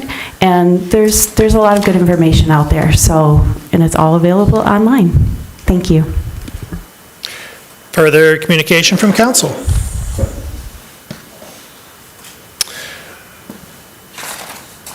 I'll note the resolution to appoint members to the Ann Arbor Building Authority Board for consideration at our next meeting. We now have before us the consent agenda. May I have a motion, please, to approve the consent agenda? Moved by Councilmember Rodina, second by Councilmember Watson. Discussion of the consent agenda. All in favor? All opposed? The consent agenda, with 11 council members present, all voting in the affirmative, is approved, thus satisfying the 8-vote requirement with respect to CA7, CA8, CA12, and that is all. We now come to a set of public hearings. Public hearings are opportunities for members of the public to speak to council and the community about a specific item on the agenda. To speak at a public hearing, one need not have signed up in advance, but your speech must relate to the specific subject matter of the public hearing. That is to say, the specific item on the agenda to which the public hearing relates. Speakers in all instances will have 3 minutes in which to speak, so please pay close attention to the time. Our clerk or the time clock will notify you when 30 seconds are remaining and when your time has expired. When your time has expired, please conclude your remarks and cede the floor. Public hearing number 1, an ordinance to amend section 5.15 and 5.16 of Chapter 55, Unified Development Code of Title 5 of the Code of the City of Ann Arbor. Is there anyone in-house who would like to speak at this public hearing?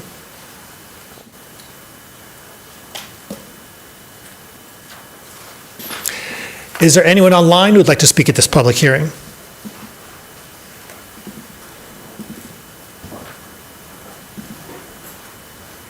Mayor, I don't see anyone online for this hearing.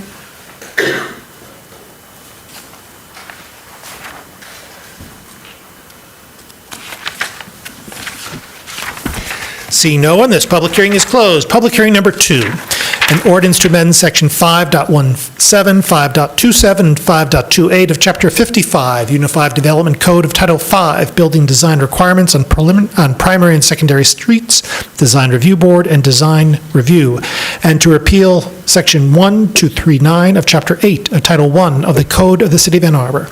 Is there anyone in-house who would like to speak at this public hearing?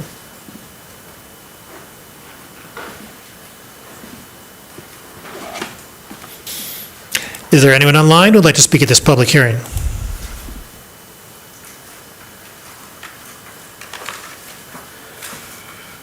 Mayor, I don't see anyone online for this hearing.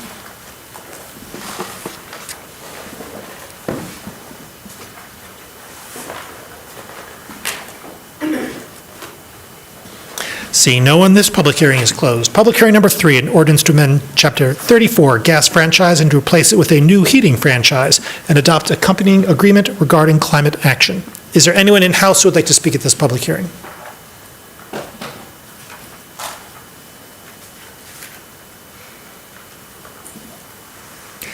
Is there anyone online who would like to speak at this public hearing?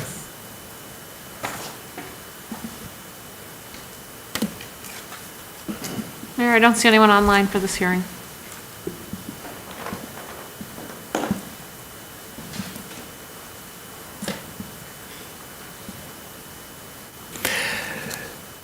Seeing no one, this public hearing is closed. We have before us the regular meeting minutes of April 7, 2025. May I have a motion, please, to approve these minutes? Moved by Councilmember Watson, seconded by Councilmember Redina. Discussion of the minutes. All in favor? All opposed? The minutes are approved. B1, an ordinance to amend Section 5.15 and 5.16 of Chapter 55, Unified Development Code of Title 5 of the Code of the City of Ann Arbor. Moved by Councilmember Dish, seconded by Councilmember Cornell. Discussion, please, of B1. Councilmember Dish. I've spoken to this already, so I will just remind you that this is a staff proposed amendment to remove use-specific standards related to general entertainment uses.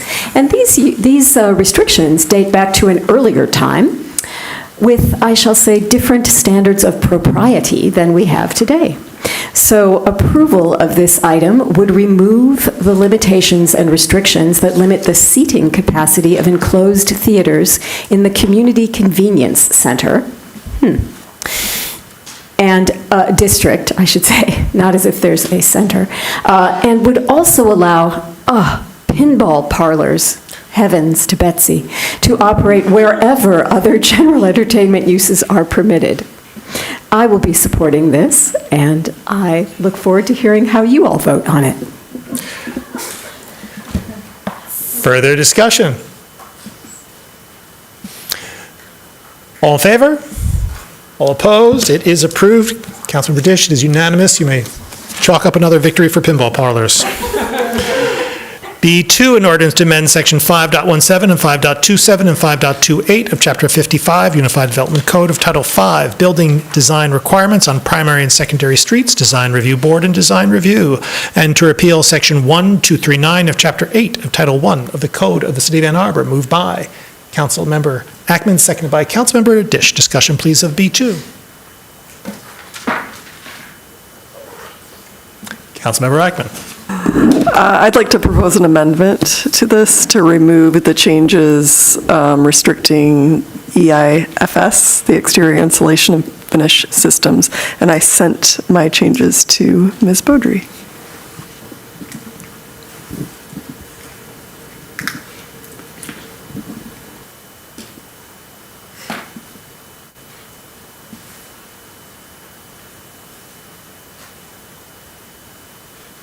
Is that sent around? Is there a second? Second by Councilmember Briggs. Councilmember Ackman, you still have the floor. Thanks. So we talked a little about this last time, but mainly I have concerns with the durability and the compatibility of this material with our climate in Southeast Michigan.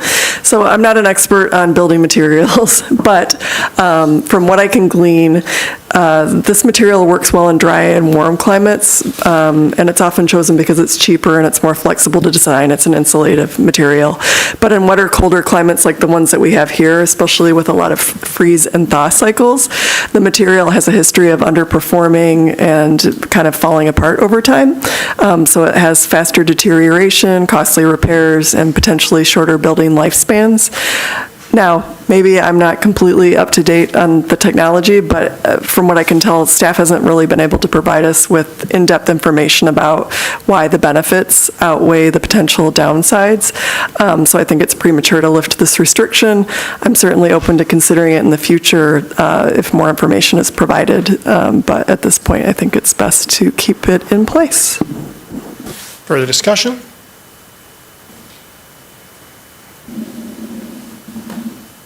Mr. Dohoney?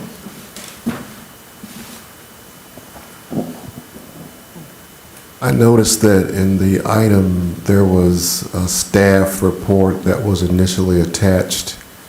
The question I have is, has any member of the staff seen the amendment? Okay. Further discussion? Councilmember Redina. I guess I'm wondering if there's anyone from staff who could maybe speak to their perspective on the amendment.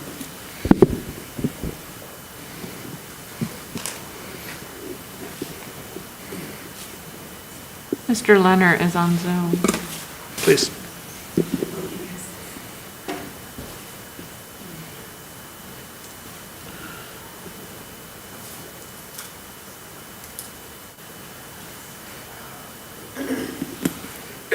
Good evening, Mayor and Council. Happy to weigh in. I have seen the amendments. I don't have any concerns. Just to reiterate, when this was discussed at first reading, this was a proposed change that staff had added to some of the more directive changes that were resulting from your April of last year resolutions. There are definitely trade-offs with EFIS. I think I fully acknowledge that I think most of its applications in Michigan are of the lower quality versions of this product. I think that's why it gets used. It does provide insulated value, but there are, of course, trade-offs. I'm comfortable with the changes as presented. Further discussion? Thank you. Further discussion? Councilmember Dish? I think there might be a mistake in the way the amendment is happening, because I think it doesn't remove it, the EFIS. Oh, you want to, no, but are permitted. Yeah, read it through, okay?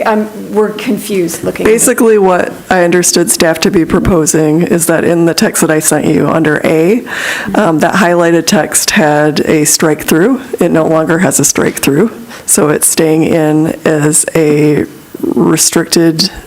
Oh shoot! All right. So anyway, I intended to remove it. I'm sorry. I think this was lost in translation.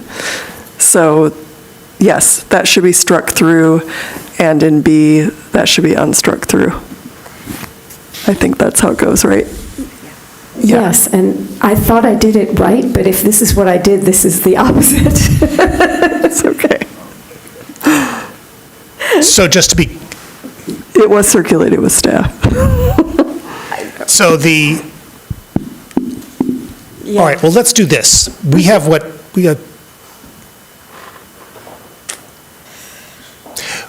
We have text, there's been text proposed. That text seems to be inconsistent with the mover's desires.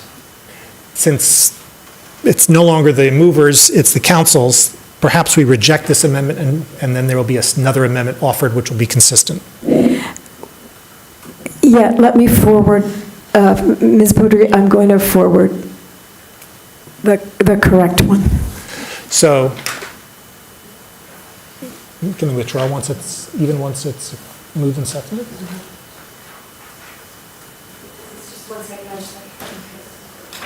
Doesn't it become the bodies at that point?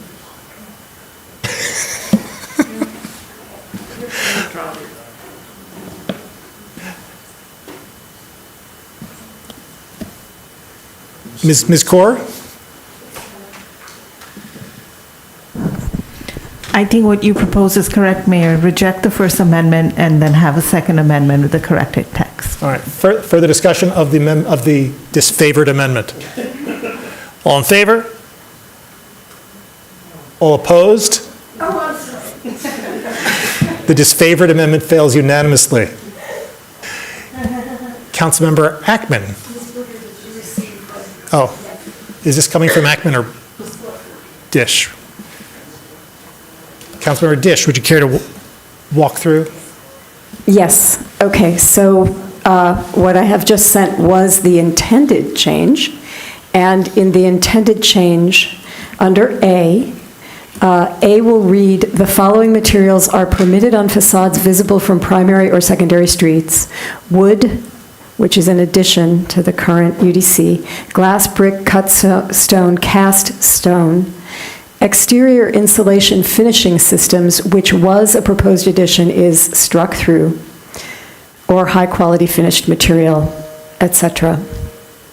Under B, it will read, the following materials are prohibited on facades visible from primary and secondary streets: aluminum or vinyl siding, or an exterior insulation finishing system except for minor design accents 8 feet above the level of the adjacent sidewalk. Seconded by Councilmember Ackman. Councilmember Dish, That's still the it. floor. Further discussion? Councilmember Iyer. Thank you. Mr. Leonard, if you could just kind of recap for us why staff proposed removing this in the first place and how you felt it comported with our economic development resolutions from last year? I apologize for any confusion. I don't think it's relative to your economic development resolutions. We were making proposed modifications to this portion of the ordinance as part of the changes to the design review process, which is also included in this set of changes. While there, I had received feedback over the last couple of years that EFS is a way that an insulative value can be added to the exterior buildings in addition to any other structural aspects that would increase the energy efficiency of those buildings.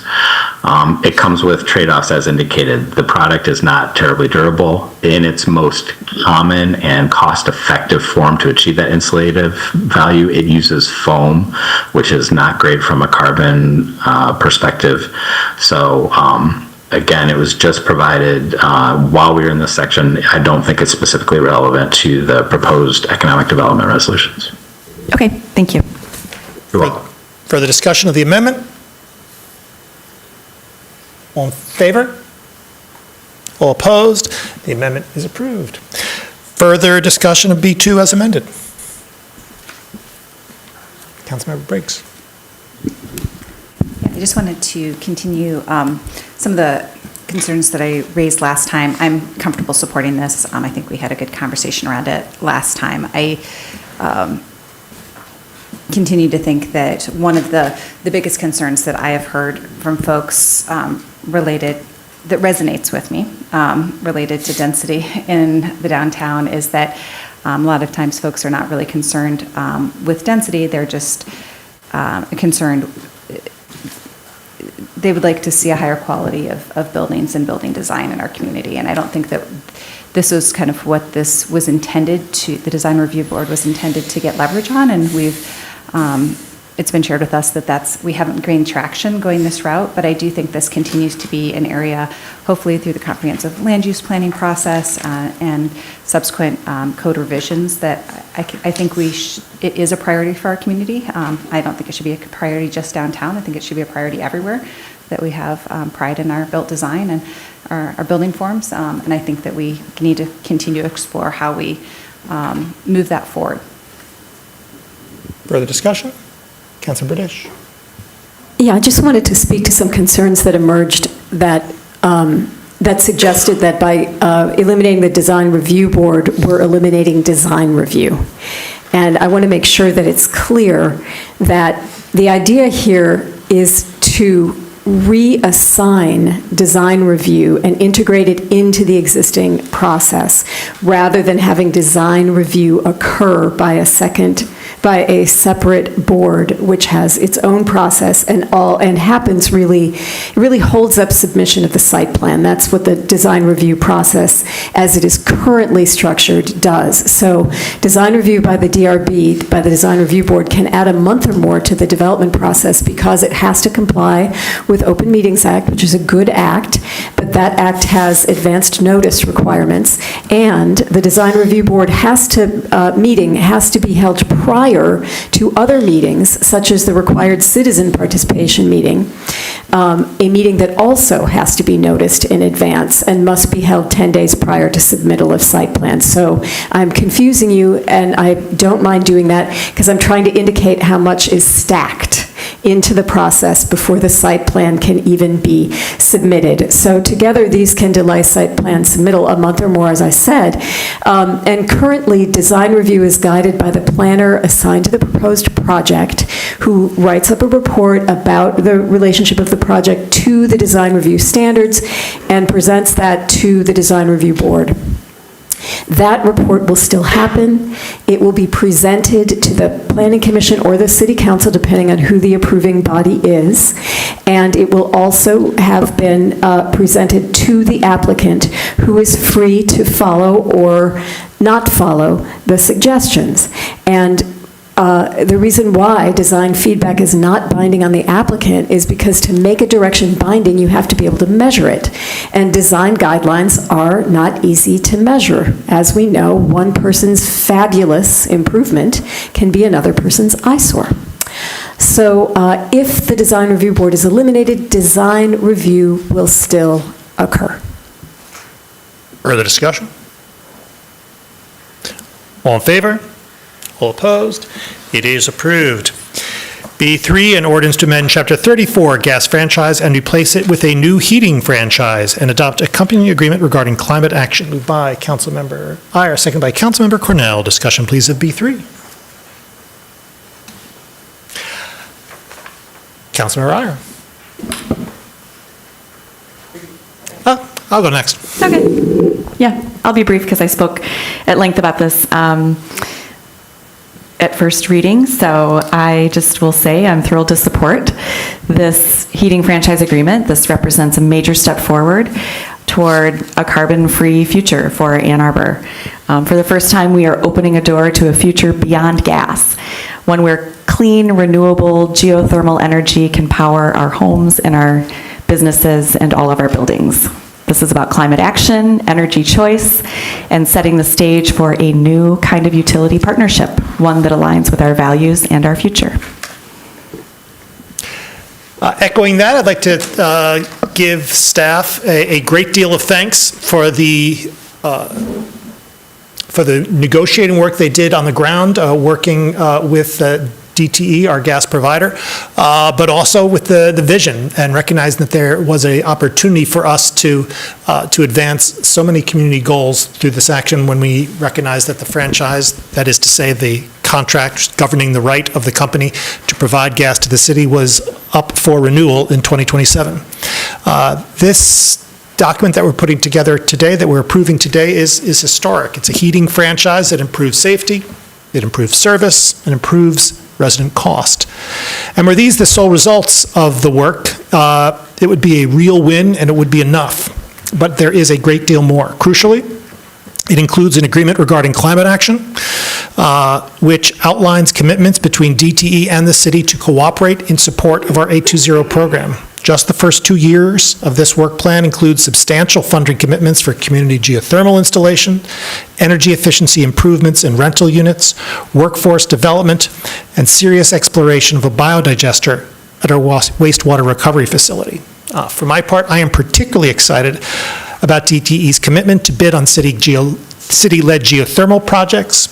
We look forward to ourselves working on these projects and learning from them, but I'm also excited about DTE's participation in them because they will have the opportunity in the event that they are a successful bidder to learn about district geothermal.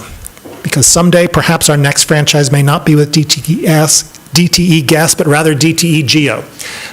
This is an opportunity for a new line of business for the company. While that's the company's, that's for the company's benefit, the long-term transition from gas to a more carbon beneficial source of heat is to everyone's benefit. And to the extent that we can get that infrastructure up and off the ground, in small part, thanks to this new and exciting work, I am incredibly grateful and proud of it. Further discussion. Councilmember Ackman. Thank you, Mayor. We know that there are much more efficient and cleaner ways to heat our homes and cook our food, but I wanted to also speak to residents who may be reading this, because I've heard from some of them concerned that all of a sudden they're not going to have access to gas in 2035 or they're going to be forced to switch. So what this franchise agreement does, as many have already said, is it gives us flexibility to explore and to pilot alternative heating and cooling technologies that are more safe, healthier, more reliable, and actually more affordable over time. We want to create options that people don't have right now. And I guess I also wanted to highlight that any future changes are going to be guided by careful planning, public engagement. We know that many households are already stretched thin, so the plan is not to rip something away, but again, to provide people with safer, cleaner options in the future. Further discussion? Councilmember Dish. I just wanted to say 4 words, or maybe a couple more than that, about the biodigester, because this is really important. This is alchemy. This is turning sewage into energy. I mean, alchemy in the good way, right? And we've been wanting this. The city's been trying to work on this for a long time, and so this gives a real bump to that project. And it may turn out that it isn't feasible, but it would be really fantastic if it were. Further discussion? All in favor? All opposed? It is approved. C1, an ordinance to amend Chapter 93, Alarm Systems of Title 7 of the City Code of Ordinances. How's that different from the Code of the City of Ann Arbor? I don't know. Moved by Councilmember Harrison, seconded by Councilmember Dish. Discussion of C1. All in favor? Opposed? It's approved. C2, an ordinance to amend Section 263 of Chapter 29, Water Rates of Title 2 of the Code of the City of Ann Arbor. Moved by Councilmember Iyer, seconded by Councilmember Ackman. Discussion, please, of C2. All in favor? All opposed? It's approved. C3, an ordinance to amend Section 269 of Chapter 29, Stormwater Rates of Title 2 of the Code of the City of Ann Arbor. Moved by Councilmember Dish, seconded by Councilmember Guzzi. Add one. Discussion, please, of C3. All in favor? All opposed? It is approved. C4, an ordinance to amend Section 264 of Chapter 29, Sewer Rates of Title 2 of the Code of the City of Ann Arbor. Moved by Councilmember Iyer, seconded by Councilmember Radina. Discussion, please, of C4. Councilmember Malik. I guess in relation to increasing fees for utilities, kind of just generally, I have a unique vantage point. I am, as part of my day job, on the Michigan Infrastructure Council, and with that vantage point, I get to see and compare infrastructure systems across the state. All these municipalities operate under the same state rules, but of course, each individual municipality gets to set kind of their own rates, their own rules, their own allocation of funds, and so forth. I'm always very pleased to see Ann Arbor is at the top of many, many metrics when it comes to what we get from our utilities, including clean water, limited sewage spills, all the undesirable things you don't want to happen and the reason for having these utilities. I know when it comes to affordability, the idea of increasing rates is not ideal, but we get what we pay for, and in Ann Arbor, it is my opinion that we get a lot for what we pay for when it comes to our utilities. So I've had residents that, have brought up utility rates and that they have often been increasing over time, but with challenges that are mounting, such as climate change, erratic rainfall and stuff, especially when it comes to stormwater and water quality, this is an area where the city collects these increased funds, but then invests them into infrastructure that can weather things that are coming in the future. And I think that's a really great thing. And I have seen, like I said, from my day job, that not all communities do this. Not all communities do this responsibly. And I am very pleased to say that I have confidence that Ann Arbor will invest these increased rates responsibly and continue our very strong infrastructure into the future. Thank you. Further discussion? All in favor? All opposed? It is approved. DC1, resolution to appoint Molly Rowan to the Downtown Development Authority as a non-registered elector. I just refer that to you for, referred from, this is up for a vote. Moved by Councilmember Radina, seconded by Councilmember Dish. Discussion, please, of DC1. Councilmember Ackman. I'm just not actually sure if everyone at the table knows who Molly is. So Molly Rowan Deckhart is the CEO of the Michigan Theater. Took over from Russ, I think, this fall. She's doing an outstanding job so far. We're very excited to have her. I'm on the board, and I'm very happy to see her on the DDA. Further discussion?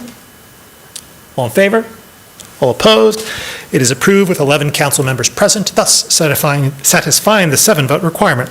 DC2, resolution to adopt the fiscal year 25 City Council Legislative Policy Agenda, moved by Councilmember Iyer, seconded by Councilmember Radina. Discussion, please, of DC2. Councilmember Iyer. Thank you. Briefly, as chair of the Council Policy Agenda Committee, I'm proud that we're bringing forward our 2025 Legislative Policy Agenda for council approval tonight. This agenda really reflects the priorities and the values of our community.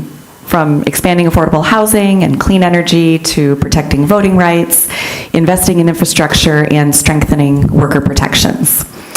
It's the result of thoughtful collaboration between the council committee, staff, and our state legislative delegation. And I think it gives us a clear framework to advocate effectively at the state and the federal levels for policies that support the work that we're doing here in Ann Arbor and dollars to accompany that work. So I want to thank everyone who was involved and contributed to shaping this agenda, and I look forward to us putting it into action. Thank you. Councilmember Briggs. Like to thank the policy committee for putting this forward. It's, good policy agenda as usual. I do want to propose what I believe to be a friendly amendment. Ms. Beaudry can hopefully circulate that around. It would,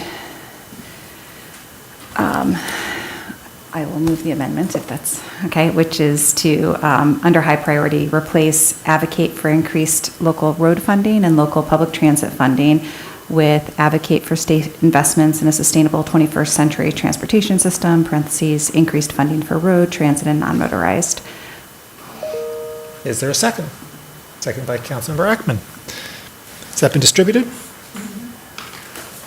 And the reasoning behind this amendment, obviously we are, road funding is being debated. This aligns the language, I think, in our policy agenda better with our own goals, to be a comprehensive full funding package, but also aligns it with the language that's been distributed by a progressive coalition of partners across the state, including, I won't read all the partners, but folks like the Ecology Center, Michigan Environmental Council, Transit Riders United, Sierra Club, Strongtown Detroit, et cetera, et cetera, et cetera.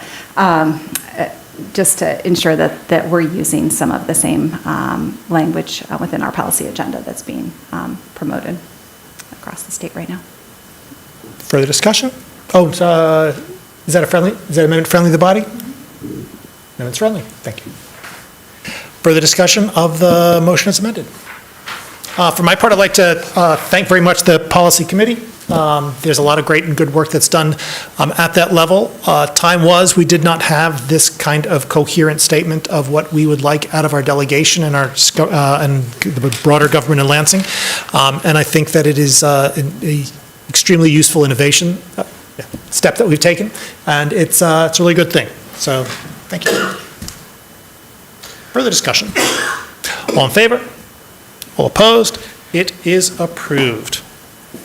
DC3, resolution to authorize the city administrator to negotiate with the Ann Arbor District Library for the sale of air rights at Library Lane, conditioned on voter approval of charter amendments. Moved by Councilmember Cornell, second by Councilmember Iyer.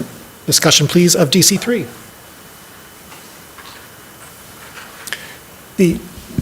The document that you have before you reflects in major part the prior conversations that we've had at this table about putting these ballot measures to the voters at the next election, that next election available being August 2025, and giving the voters a very clear understanding of what it is that we would propose to do in the event that they saw fit to pass those measures. Broadly, we would look to work to transfer the property, transfer the air rights to the library, and would anticipate the library then continuing its outstanding stewardship of library services here in the city of Ann Arbor. They would work, as articulated in the resolution, to create a new downtown library, utilizing, of course, their current site and adding library services on the site of the current roof of the parking structure. At both locations, there would be mixed income housing. It's crucial to say. There would be a substantial amount of public open space on site, retail and local business incubation, as well as new performance and gathering spaces for members of the public. The current location has been for decades a dead zone in the city of Ann Arbor. right next to our outstanding library. That outstanding library, its building is nearing the end of its useful life, and this is a great opportunity for us to leverage the great and good work done by the library with the underutilized community resource of the roof of the parking structure. I'm incredibly excited about the opportunity that this presents to the downtown and the community as a whole, and I look forward to its consideration by the voters in August. Further discussion? All in favor? All opposed? It is approved.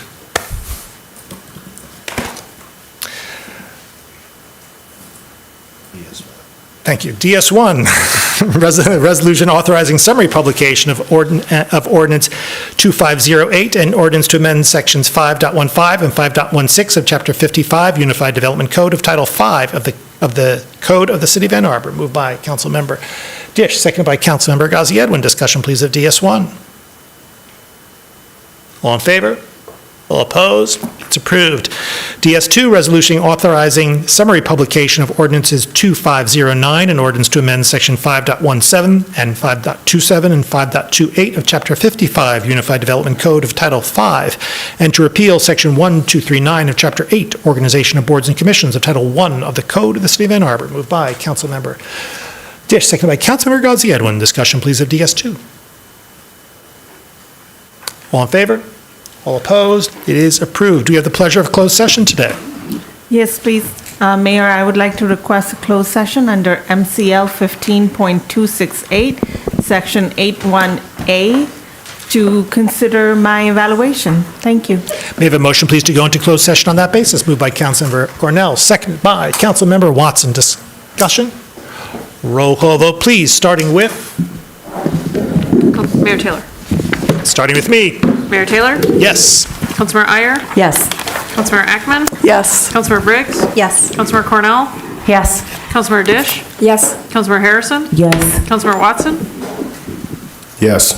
Councilmember Malik? Yes. Councilmember Medina? Yes. Councilmember Ghazi Edwin? Yes. Motion carries. We're in closed session.